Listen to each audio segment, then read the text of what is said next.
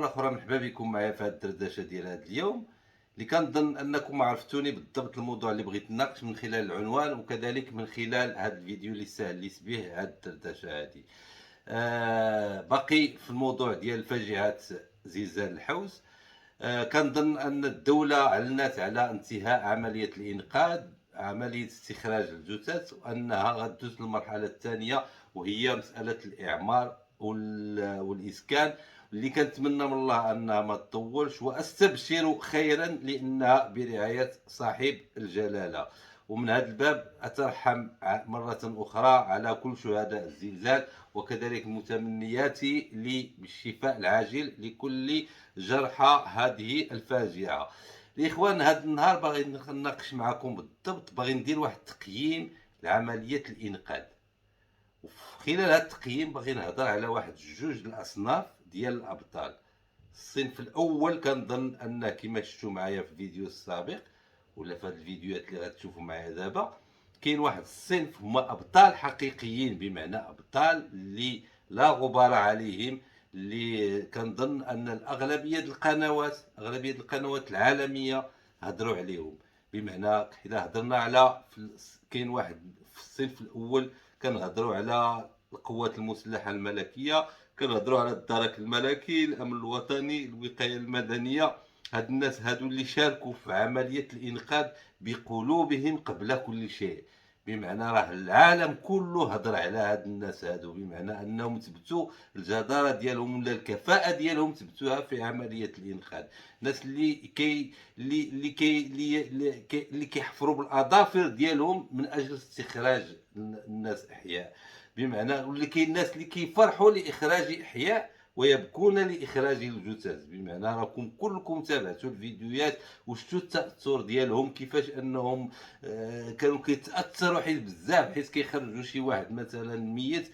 كذلك واحد المسألة اللي مهمة بزاف هي ان الناس اللي كانوا كيخدموا 24 ساعه على 24 ساعه، والفيديوهات راه وسائل التواصل الاجتماعي ولا القنوات التلفزيونيه راه مليئه بالفيديوهات اللي كتبين لكم هاد الناس بالضبط كيفاش خدموا. اللي من هذا الباب كنوجه لهم تحيه لهاد الابطال، هما ابطال حقيقيين ديال الامه اللي خصنا نفتخروا بهم. وكنظن ان في الغالبيه ديال القنوات هضروا على هذا الصنف هذا، اللي باستثناء بعض الابواق اللي حاولوا ما امكن انهم يبخسوا المجهودات ديال هاد الناس هادو. وكاين واحد النوع اخر في هاد الابطال الحقيقيين اللي ما خصنيش ننساه من هذا الباب، هو المجتمع المدني الاخوان، لا داخل المغرب ولا خارج المغرب. بمعنى ان المغاربه الاخوان تبتوا للعالم بانهم هبوا هبه رجل واحد من اجل المساعده ديال هاد ضحايا الزلزال. الاخوان، راه كاين واحد النقطه راه تارتني كنت سمعتها من واحد الاخ، قال لك ان في العالم كامل حيت كتكون واحد الكارثه كتلقاه، كتكون واحد الهروب من مكان الكارثه. بمعنى الناس كيهربوا من البلاصه هذه الكارثه، الا في المغرب الاخوان راه وقع الزلزال بالليل في ليله الجمعه صبيحه السبت الحوز كله من كل الناس المغاربه كله توجهوا من اجل المساعده، من اجل الانقاذ هذا الاقليم هذا ولا هذه المناطق المنكوبه. بمعنى ان راه كانت واحد الظاهره اللي لدرجه ان كتشوف الطرقان ديال هذا الطرقان اللي كتأدي لهذه الاماكن المنكوبه كتلقاها واحد السلسله ديال الطوموبيلات وسلسله الكاميونات، الناس اللي كساعدت بالغالي والنفيس لهاد الناس. راه كلكم تابعتوا الاخوان الناس كيفاش كانوا كان كيقتسم داكشي اللي عنده في الدار، كيحاول يقتسمه مع هاد الناس. راه الشاحنات كلها من كل بقاع المغرب ولا كل اماكن المغرب راه كانت اتجهت لهذه الاماكن هذه. واحد النقطه اخرى ربما تابعتوا ديك القافله اللي تسمات مسيره الخضراء العكسيه، دوك الشاحنات والاطنان ديال المساعدات اللي جات من الصحراء المغربيه لمساعده هاد الناس المنكوبين. بمعنى راه الكل، كي الفقير كي الغني كل شيء هبه رجل واحد ليساعد.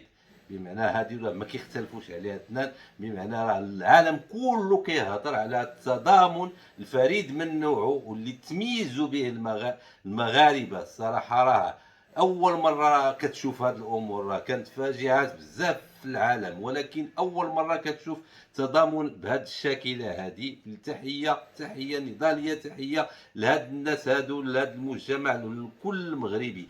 كذلك الناس الخارجه، الاخوان اللي ساعدوا كل ما يملكون بالاموال وبالمساعدات الغذائيه من اجل سميتو. غير باش تشوفوا الصوره اللي عطاو المجتمع المدني، اللي عطا العالم. ربما ذاك الابطال الحقيقيين، هادو ابطال حقيقيين اللي سنعاتهم لقطه ربما هما ما خططوش ليها. مثلا الا هضرنا على ذاك الشخص، مثلا ذاك الحاج اللي غادي بالبيكالا ديالو ولا بالبيشكليت ديالو بواحد النصف كيس من الدقيق، بمعنى كيبان بان راه ما تبقى له من الدقيق هازو غادي يساعد بها. ولا ديك الحاجه المسنه اللي حامله واحد البيدو ديال الزيت تساعد به. او لا واحد الانسانه مثلا اللي حاولت ان ما قالت ما عنديش، ولكن بغات تعاون بالخاتم ديال الزواج ديالها.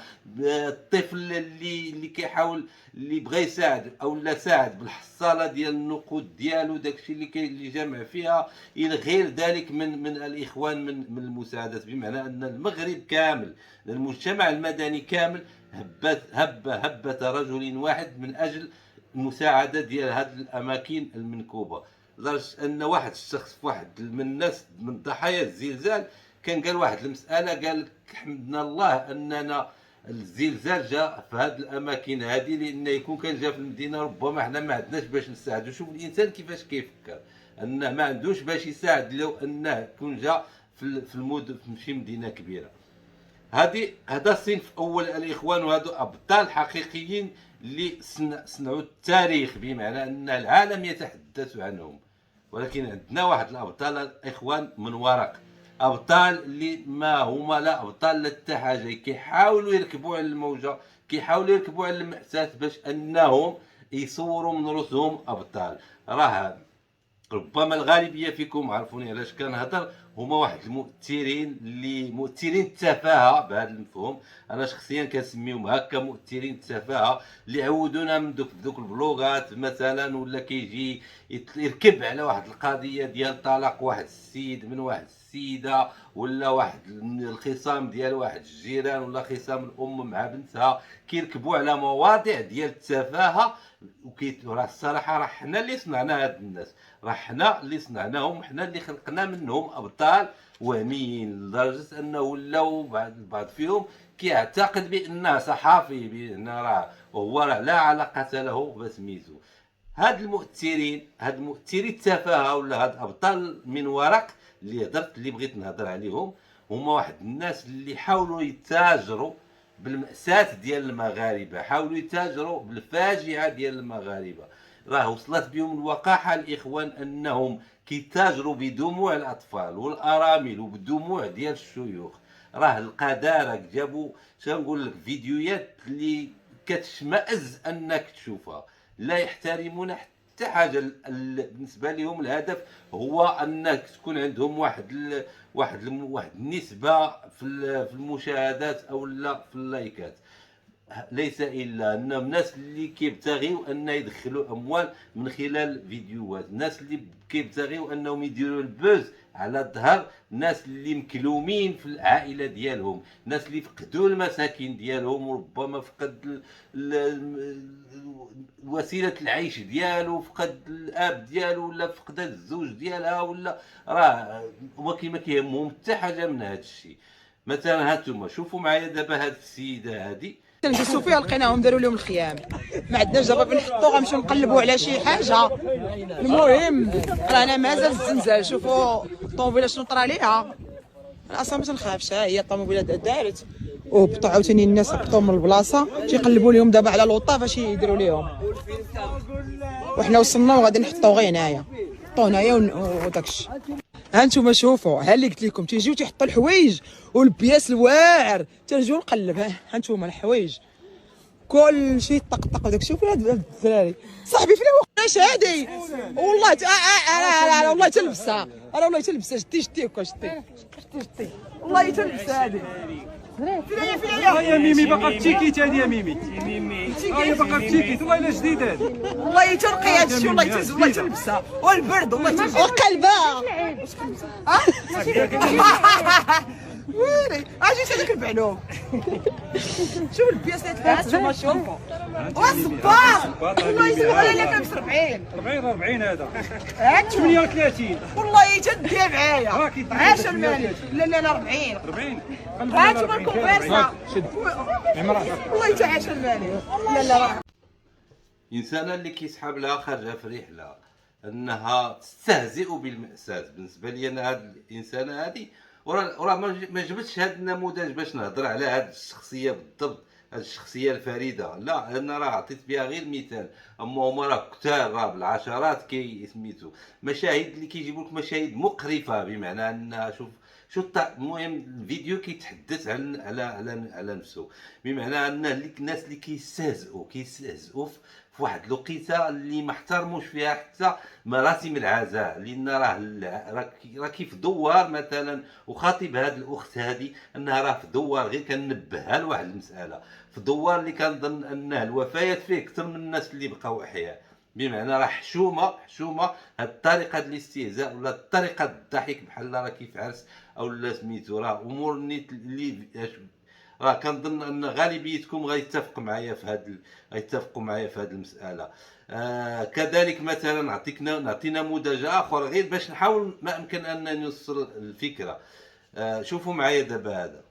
إن صلاة الجنازة على المرحومة سعاد ياك حبيب ابنها الكبير.